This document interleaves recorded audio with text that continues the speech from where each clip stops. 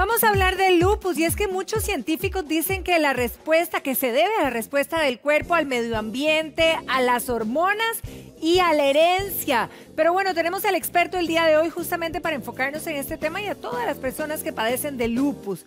Doctor Mauricio Cordero, él es reumatólogo y vamos a hablar con usted de este tema y le damos la bienvenida. Muy buenos días, doctor. Buenos días, Patricia. Buenos días a toda la gente que nos ve desde sus hogares. Es un gusto acompañarlos. El gusto es nuestro, doctor. ¿Por qué tantas mujeres con lupus?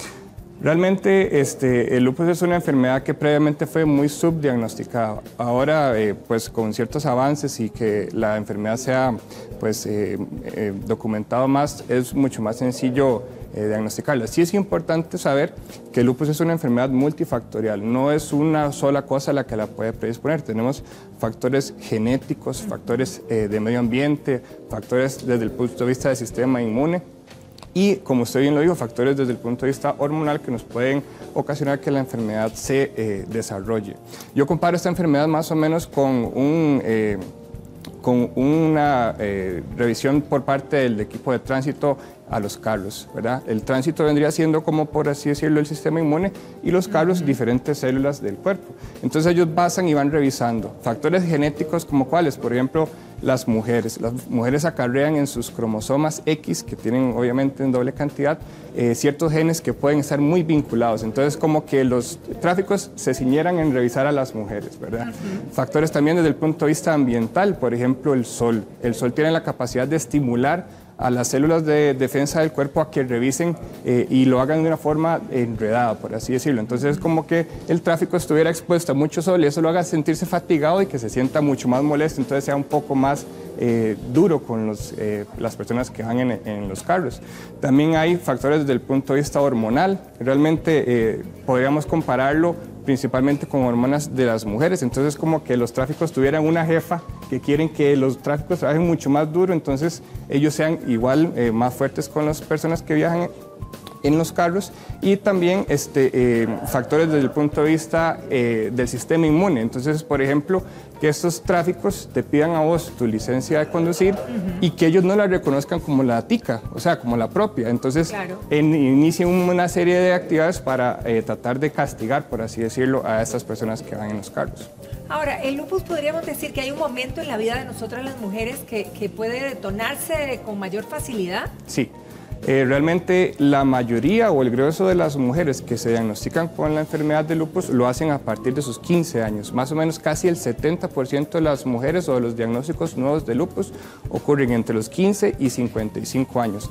Edad en que las mujeres empiezan con sus pues, capacidad de reproducción. Primeras menstruaciones, digamos. Las primeras menstruaciones también podrían verse ahí. Es mucho menos frecuente verlo en niñas, pues, o personas de menos de 15 años, y también en la edad adulta es mucho menos frecuente. Y la importancia también de las mujeres, pues, se denota en el sentido que más o menos existe una relación de un hombre afectado por cada 8 o 15 mujeres. Hijo, entonces es muchísimo más prevalente y frecuente en las mujeres.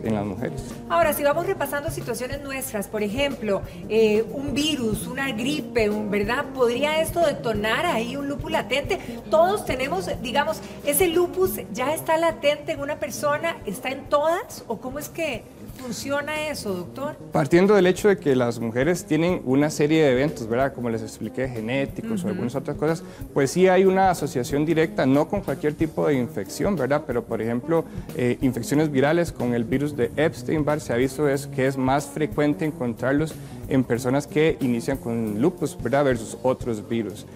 Sobre si la paciente ya tiene el cuadro de lupus diagnosticado, lupus eritematoso sistémico, y presenta un cuadro infeccioso, pues no necesariamente va a desencadenar que el lupus se reactive, pero existe cierto riesgo de que eso pueda ocurrir definitivamente. Si lo relacionamos con la parte hormonal, por ejemplo, ¿podríamos decir que las mujeres que utilizan anticonceptivos pudieran estar más expuestas? Realmente sobre eso existe mucha nebulosa y susto principalmente. Mucha polémica. Realmente incluso nosotros somos personas que recetamos o indicamos que los pacientes usen anticoncepción.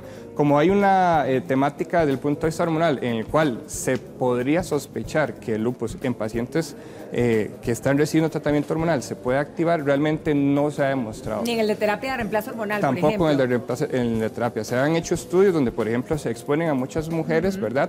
Y se hace una comparación contra placebo, o sea, pacientes que no están tomando la terapia, pero creen que lo están haciendo.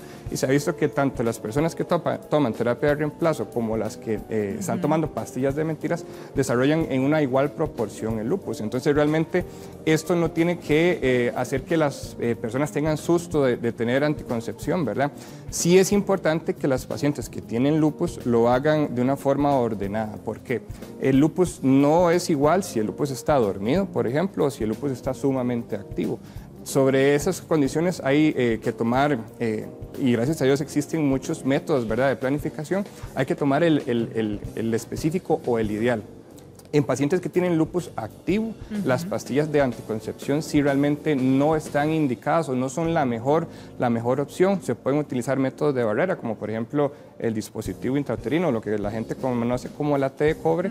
Y también es importante que se analice bien el caso, porque no es infrecuente que pacientes con lupus presenten otras condiciones que se llaman principalmente síndrome antifosfolípido. El síndrome antifosfolípido te predispone a hacer coágulos o trombosis, y es bien conocido que eso es mucho más prevalente, más frecuente cuando toman pastillas de tipo anticoncepción. Ahora, los síntomas, ¿hay signos de alerta, digamos, que me dicen que puedo tener? Porque usted bien hablaba del lupus dormido o el lupus que esté latente o ya, ¿verdad?, detonado. ¿Cómo lo podemos diagnosticar? Realmente el lupus es una enfermedad sumamente variada. Podemos tener manifestaciones en prácticamente todo el cuerpo, y por eso le llamamos lupus eritematoso sistémico que afecta la totalidad. Entonces, síntomas muy frecuentes y que vemos al inicio: fatiga importante, mucho cansancio. Podemos encontrar manifestaciones en piel, por ejemplo, la aparición de brotes en cara, lo que la gente conoce como el famoso brote en alas de mariposa. También podemos empezar a tener una caída desmesurada de cabello que puede generar zonas o pequeños huequitos, zonas de alopecia.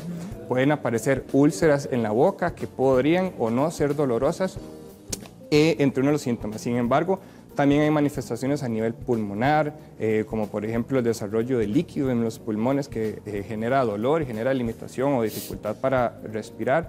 Pueden haber manifestaciones a nivel de riñones, donde la persona empieza a perder proteínas, los riñones se inflaman sumamente, y esto puede desencadenarnos cicatrices a nivel de riñón. Podemos también tener manifestaciones articulares, con dolor en las articulaciones, mucha rigidez al levantarnos en horas de la mañana.